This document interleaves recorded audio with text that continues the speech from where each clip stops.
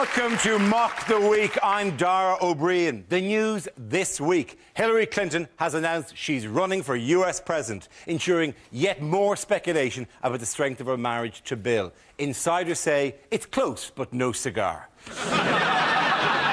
One of the talking points of the campaign has been Clinton's intellect. The last time a president's brain was put under such scrutiny, it was being wiped off the backseat of a Lincoln convertible. What, too soon? A cargo ship ran aground off Devon, sparking a free-for-all on Branscombe Beach. Some people got motorbikes, some people got nappies, and one lucky family picked up a Filipino cabin boy. The only thing so far not claimed was the lantern, originally used to lure the ship onto the rocks. Almost 9 million people watched Davina McCall interview Jade Goody, beating the BBC One record for a Davina interview by almost 9 million.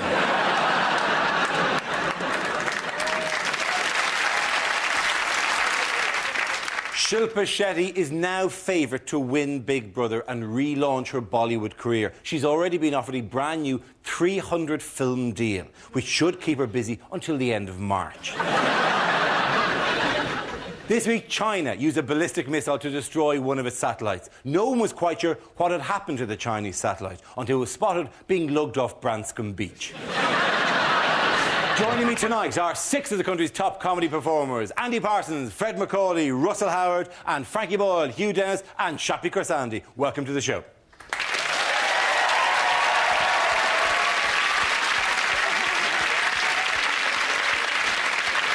Our first round is called Headliners. Here's a picture of former First Lady Hillary Clinton. But what does HIPR stand for? Is it Hillary's invisible puppet ropes? It is not. Is it hands indicate penis radius? Hillary in plane crash reenactment. Hitler invaded Poland, really? Is it just Hillary is physically repulsive? I think she's all right. I think she's all right. I've always thought she's all right. She's a bit of a sex doll. Do you really not find her attractive? I don't find her at all attractive. She's very intense and a bit like a reptile. But can I just point out, she doesn't that's look who like- you fancy. Yeah, she doesn't. But that's her sex face when I'm doing one of my moves. Russell, Well, you can't see. everybody's sex face. Does everybody turn into Ken Dodd? They're actually Diddy men all around. Yeah. You could possibly Is it? negotiate back towards Hillary in presidential race. It's exactly what that's very well done. Yes. Unsurprisingly. Yes, the answer I was looking for is Hillary in presidential race. This is the news announced on her website that the New York Senator is to begin a campaign to return her family to the White House and become the first female president of the United States. Do we think she's going to win? Well, it wasn't. Basically, we've had Bush, didn't we? Then we had Clinton. Then we had Bush again. Now it looks like we're going to have Clinton. This from supposedly the foremost democracy in the world.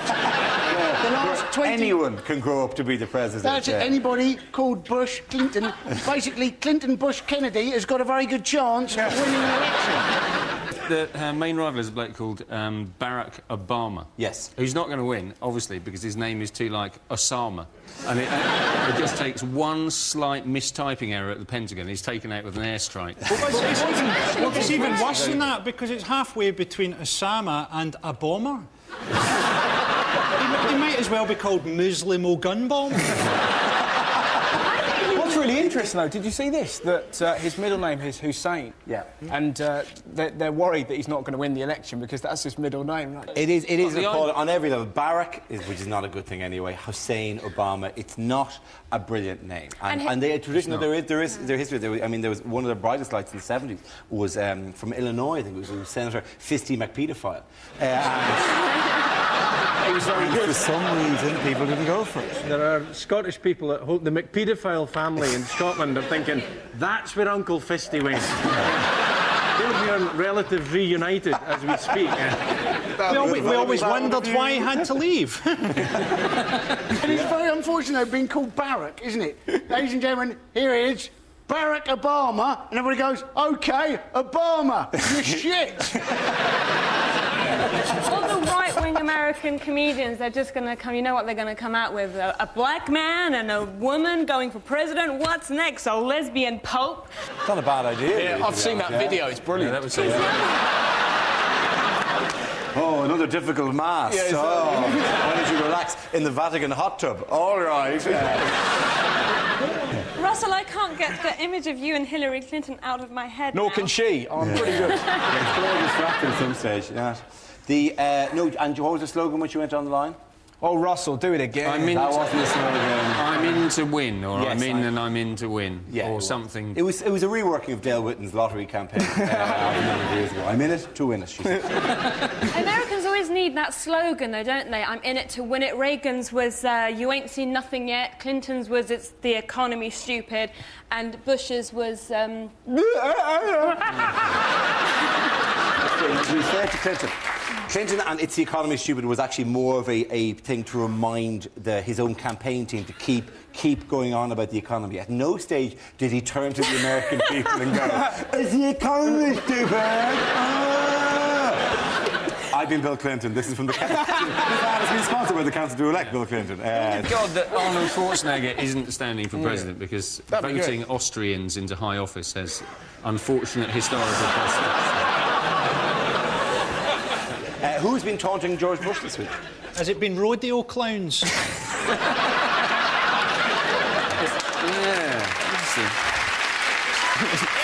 to get him away from the nuclear button. They've got like, little men that try and taunt him and lead him out into the garden where he can't do any damage. But I typed in the thing into the website this week. I typed the words "kill Bush" into the internet, and it came up with 42 million hits. But you find yourself thinking, imagine if he did die. Imagine that, if there'd be so many people waiting to dance on his grave, you'd have to scatter his ashes in Ibiza. It's been incredible. I'm more worried if he dies that people will go to Google and find out who typed in the words "kill Bush." And your name is going to pop up, like, yeah. Oh, noted whimsical comedian Russel harboured secret dark desires. A, to shag Hillary Clinton, and B, to kill Bush. 41 million times. Yeah. Russell can't be with us this week. He's in Guantanamo.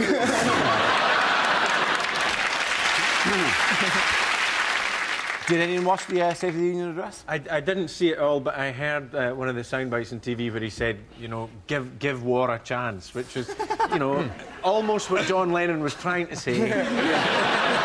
That thing where, you know, he comes out to do the speech and he's supposed to be the leader of the free world, and you know that 20 minutes previously he's been playing on a tyre hanging from a rope. What they should have done, because, you know, he didn't write any of it, it's poured over by other people. He's reading it from an auto cue. That's the way to break it. His trouble is he's on the internet looking at all the people who've typed in "kill Bush." But what somebody should have done was just tampered with the auto cue. Could have had so much more fun, just him kind of going, "My fellow Americans, I like big butts and I cannot lie." I also know that Ronald Reagan had microtechnology, a tiny wee earpiece, when he got told what to say, and he once stood at the camera and faced it and said, "Why doesn't the old bastard say something?"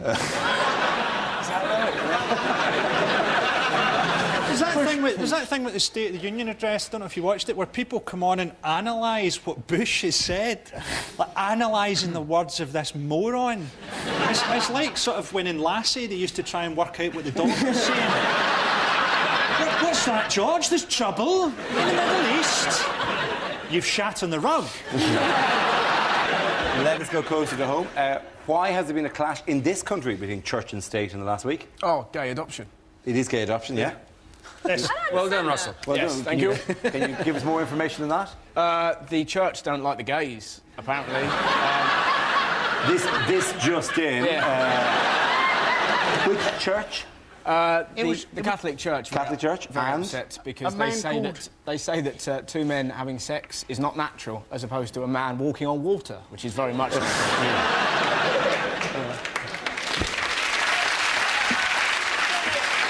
It was, yeah. If God created us all, then God also created gay people. Yeah. And the reason that God created gay people was he knew that occasionally we would need help getting the party started. God has created stuff just for gays. He didn't create Sarah Jessica Parker for us. She's for gay men. I mean, she's either a really ugly woman or a really beautiful seahorse. I'd have loved to have had a gay dad. Do you remember that thing, like, when you first go out for a pint with your dad, and that was like a rite of passage, and, you know, you'd become a man? How much better would that be if you both went to a club, your dad took his shirt off and started dancing in a cage? You got school tomorrow, Frankie? Do you like my wee gay dance? I got that off the gay phone line ads. Parsons, you're a natural. Phone in now and talk to the most straight gay man you've ever seen dancing in your life. You're not gay. I just rang in to say that. Wow. The Catholic Church have said that current legislation that allows for gay adoption, gay couples adopting children, they're not going to give. They should be exempted from it. But you know what they're going to do? They said they will, if they're not allowed to exempt themselves from the law. Right? If they're not allowed to have their own fiefdom with these children, then they're going to shut down the adoption agencies. They're essentially going to go, if we don't get to pick, then we're releasing the children into the wild. That they can run free. Go, children. We can't look after you. We can't guarantee you normal families. Go out, forage for food. Head of the Catholic Church in this country, isn't it? Is a bloke called Cardinal Cormac Murphy O'Connor. Too fair. How Irish is that name? That is very Irish. I'm hoping that Patrick is his middle name. No. At this stage, screw Patrick. He should be going as Cormac, Cardinal, which is very Irish in itself. Cardinal Cormac Túralura 800 years fields of Athenry Murphy O'Connor. That's the only way. That is, and only I am allowed to make that joke. Otherwise, you're all like Jade. So.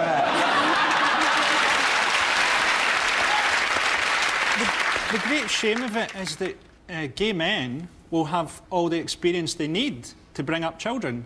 Because if you're in a gay relationship, you've got experience of putting up with tantrums, you've got experience of putting talcum powder on a sore bottom.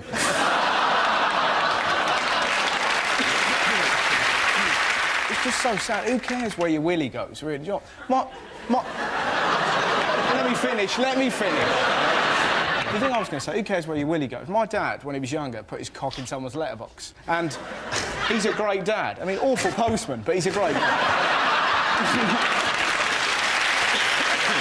At the end of that round, ladies and gentlemen, the winners are Frankie, Hugh and Shappi. Now we play a round called Rotating Newswheel Stand-Up Challenge Thing. This game involves Shappi, Andy, Frankie and Fred. So if you could make your way to the performance area, please. This is a stand-up challenge. Our random news generator contains a bank of topics. We spin the wheel, and when it stops, anyone can step forward and try to make us laugh about the subject has landed on. The winner is the team I judge to produce the funniest material. OK, here we go. Let's spin the wheel. The first subject is sport. Who wants to come in on that? Andy Parsons.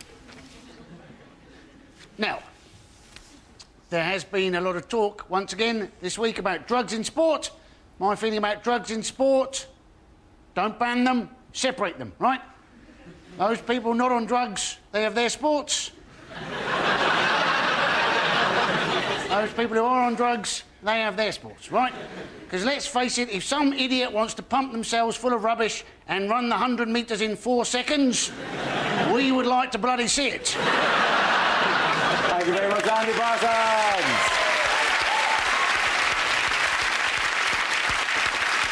OK, let's spin the wheel again. And the subject is Iranian President Mahmoud Ahmadinejad. Who would like to step forward and talk about that? First of all, I'd like to say he's not my dad, OK? Now, I'm from Iran myself, and I do wish that Iran had a more moderate leader, you know, like a Mullah Light. Take the edge off. He'd have a whole different approach to Israel. He'd go, we've got to give Israel a radical good talking to, and if they still don't listen, they're off the Christmas card list. Whatever Christmas is. Because ordinary Israelis get a lot of prejudice. I have an Israeli friend, and whenever she visits me in the UK at passport control, they go, occupation? She goes, no, it's just a holiday. Well done, Shappi, Khorsandi.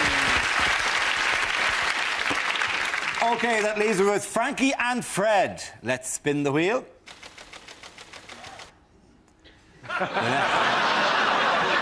Who's going to win the race? The next topic is Scotland. Frankie. Scotland is officially the most obese nation in Europe. You'd have to wonder what we'd be like if it wasn't for all the heroin. They were talking about making the next Bond Scottish. I was glad they didn't, you know, because Bond was always travelling to all these different countries. If he was Scottish, he'd never get out the duty-free. Come on, Bond, we've only got 18 hours to save the world. It's all very well, Hugh. Have you seen the price of these little bottles of Stella? Always drinking, Bond, never actually gets drunk. It would have been good to see it just once. Try to phone Q in his ring. I fucking love you, man! Thank you, boy.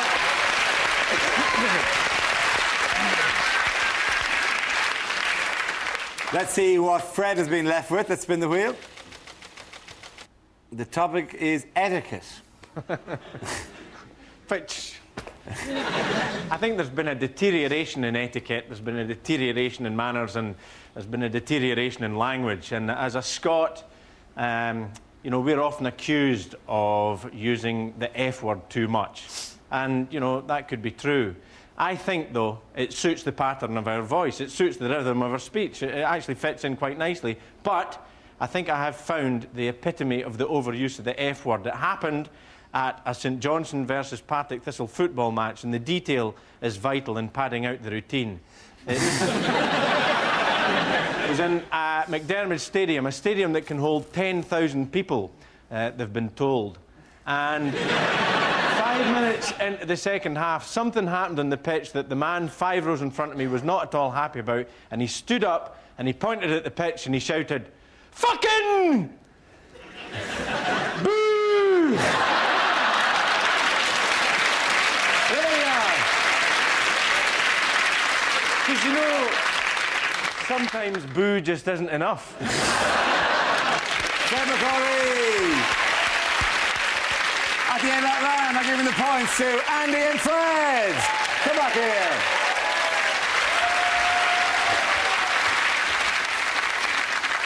This round is called If This Is the Answer, What Is the Question? On the board are 6 categories. Fred, which category would you like?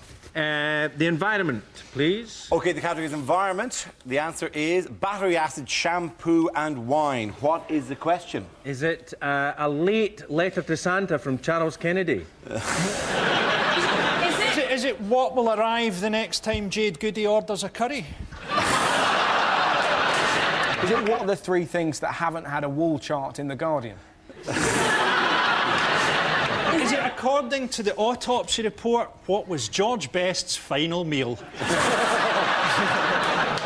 Is it what's Do you in think the... that's what they do with autopsy reports? Yeah. Is it the main ingredients of Branscombe pickle?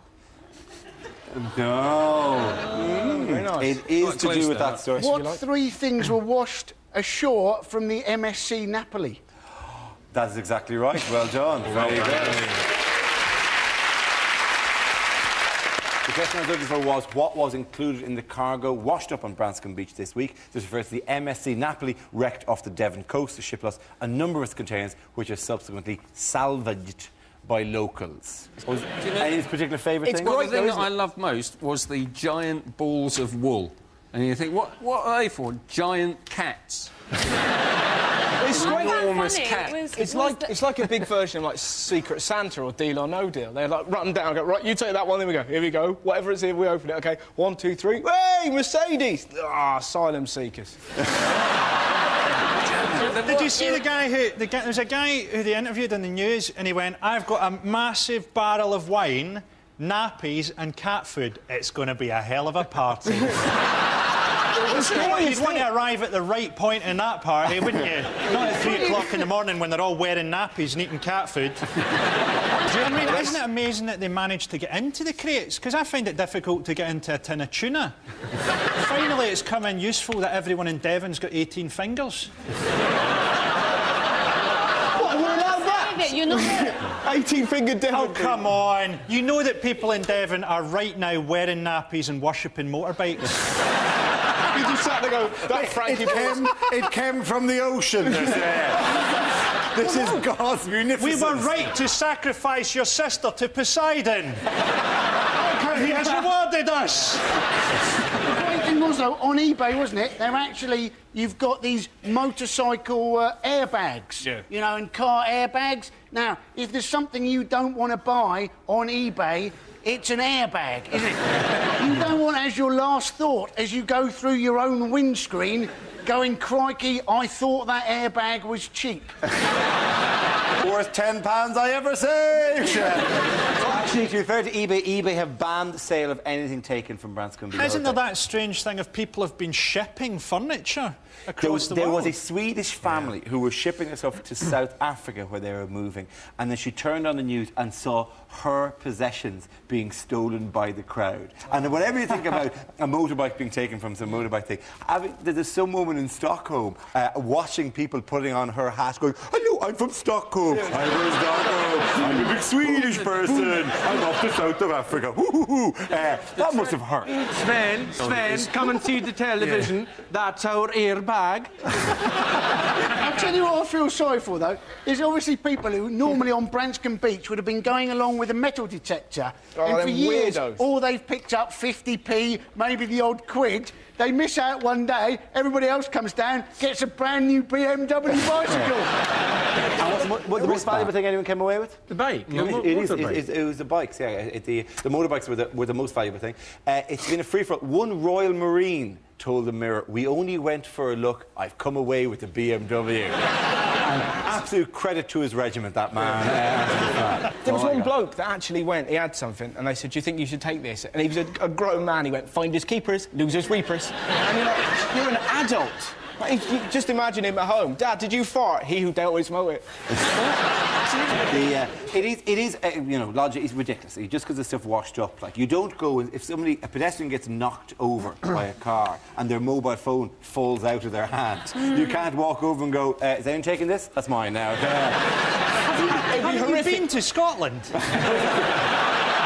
What was the bad news, by the way, for the Greenland ice shelf It's going this week? much faster than expected. Yes, it is. It's part of global warming. But why is Greenland called Greenland? I mean, that's what's always confused me. It's just reverting to type now, isn't it? It was to try and entice people there. It was the brochure. Really? Yeah, the Vikings called it that to try and make settlers go there. They lied. Oh, the Vikings did a lot of bad shit. Not just the raping and the pillaging, also lies. We have kind of buggered the planet up a bit. Yes. You know, the Brazilian rainforest is just the one wee strip of trees down the middle now. Waxed away. I mean, that's going to hurt the planet. Never mind the planet not having feelings. The planet did grimace quite visibly. You know, they reckon that global warming will mean that creatures will now migrate to places that they've never been before because they'll be confused. And that might be quite good. Like Bill Oddie going out to do some bird watching in Norfolk and getting his head ripped off by a puma. We in this country, we do have to be careful about global warming, though, don't we? Because they reckon, don't they, that apparently as the globe warms up, we in Britain are in fact going to get colder. Only Britain's weather could be so shit as the entire planet hots up, we in fact get colder. It's so great, though, that it's snowing. I think that's when you realise you're an adult, when you look outside and it's snow and your first response isn't, woohoo! Then you know your soul is dead. You've lost something. You've grown up when you open and go, this is going to cause some transport disruptions. At the end of that round, the winners are Russell, Fred and Andy. Now we come to our final quickfire round called Scenes We'd Like to See. This is for everyone, so if you could make your way over to the performance area, please.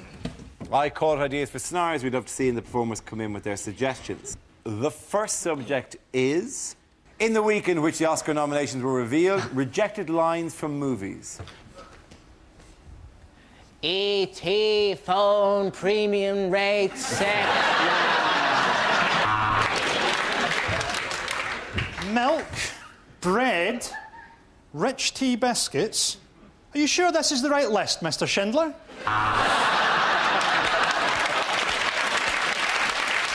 There are 50,000 Zulu outside. Now tell Jade to get back inside and keep her bloody mouth shut.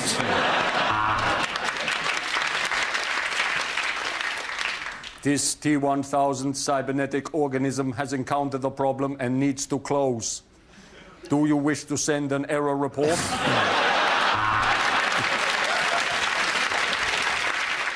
My name is Maximus Decimus Meridius, but on weekends, Marjorie. A census taker tried to test me once. I ate his liver with some fish fingers and a bottle of Jacob's Creek.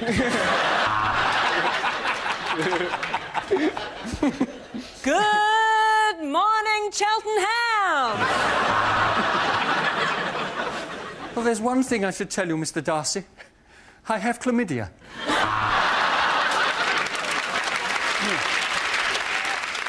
What, Rambo? You want to wait for a UN resolution?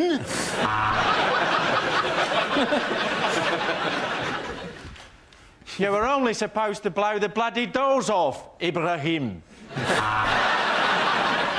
Frankly, my dear, I don't give a damn. But thank you for phoning the BT helpline. Luke Skywalker, I am your mother. The next topic is unlikely excerpts from a nature documentary. Do you see this little fella here?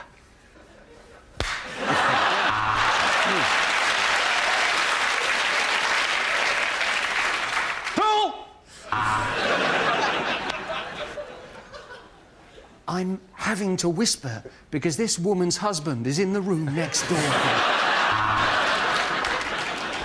This beautiful hummingbird is no match for my squash racket. And I'm having to whisper because this bear has got me in a headlock. Penguin with his head trapped in a beer can. Tragic and yet somehow hilarious.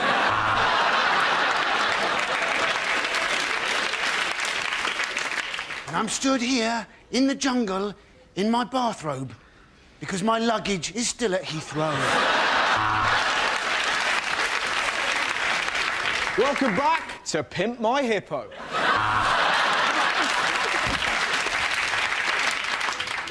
And here we have two insects shagging away.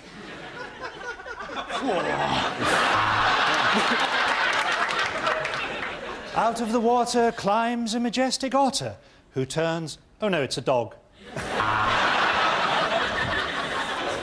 And yes, the lion's after the impala, and the lion's got the impala. Tuck in, my son. Lion 1, impala 0. I'm the ghost of Steve Irwin, and welcome to Animals Kill the Daftest Bastards. That's it, ladies and gentlemen. That's it at that. The points at the end of that round go to Russell, Fred and Andy. Pass it back. That's the end of the show. This week's winners are Andy Parsons, Fred MacAulay and Russell Howard. Commiserations to Frankie Boyle, Hugh and Shappi Khorsandi. Thank you for watching. Good night. Mark Steele can't bear politicians who claim to like the Scissor Sisters. Room 101 tomorrow at 10. And there's more comedy to keep you chirpy on BBC Three now. Brand new series of Man Stroke Woman.